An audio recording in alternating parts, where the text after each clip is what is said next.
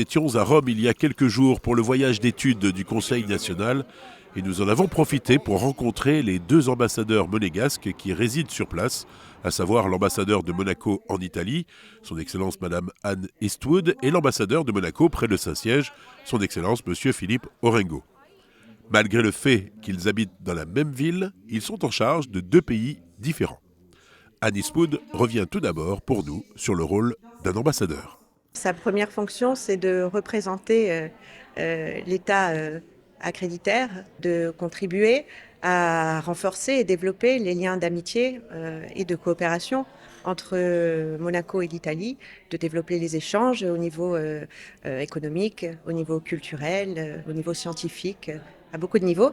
Et puis, cette ambassade aussi a tout un pan de son activité important qui se passe du côté du multilatéral, puisque nous avons à Rome les organisations onusiennes qui sont implantées, qui sont en charge de lutter contre la faim et la pauvreté. Et dans ce cadre-là, l'ambassade est chargée de mettre en œuvre la politique d'aide au public au développement de la principauté dans ce domaine. Vous l'avez compris, en dehors de l'Italie, elle fait le lien pour la principauté auprès des organisations de l'ONU présentes dans la capitale italienne. Et elle est aussi l'ambassadeur de Monaco dans 5 autres pays. La principauté, depuis une vingtaine d'années, a décidé d'élargir sa présence diplomatique à l'international. Alors nous sommes un petit pays, nous ne pouvons pas forcément nommer des ambassadeurs résidant dans tous les États.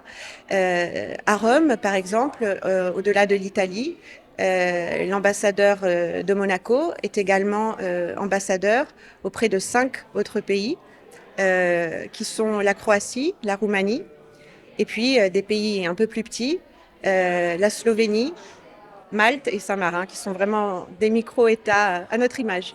Particularité de la ville de Rome. 2 ambassadeurs pour 2 pays différents habitent dans la même cité. Ont-ils l'occasion de collaborer ensemble ? Nous ne sommes pas amenés à collaborer tous les jours sur les dossiers, puisqu'en effet, Philippe Orengo, qui est ambassadeur auprès du Saint-Siège, représente la principauté au Vatican, et que de notre côté, nous exerçons notre activité depuis Rome sur l'Italie.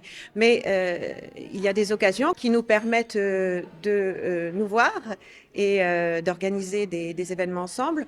On est également amené à collaborer dans d'autres cadres, comme par exemple celui de la francophonie, puisque il existe ici à Rome un groupe des ambassadeurs francophones très actifs qui vient d'intégrer la composante qui était la composante de ce groupe auprès du Saint-Siège. Donc nous sommes aujourd'hui tous réunis dans le même groupe. Pour finir, nous avons aussi partagé quelques mots avec son Excellence, Monsieur Philippe Orengo, sur sa vie d'ambassadeur au jour le jour et l'importance de la diplomatie vaticane. Alors le quotidien, il est à Rome parce que j'habite dans la ville de Rome, mais le quotidien du travail, il concerne naturellement et essentiellement le Vatican, les relations donc avec le Saint-Siège, parfois avec le Vatican en tant qu'État, mais surtout avec le Saint-Siège en tant que représentant de l'Église universelle.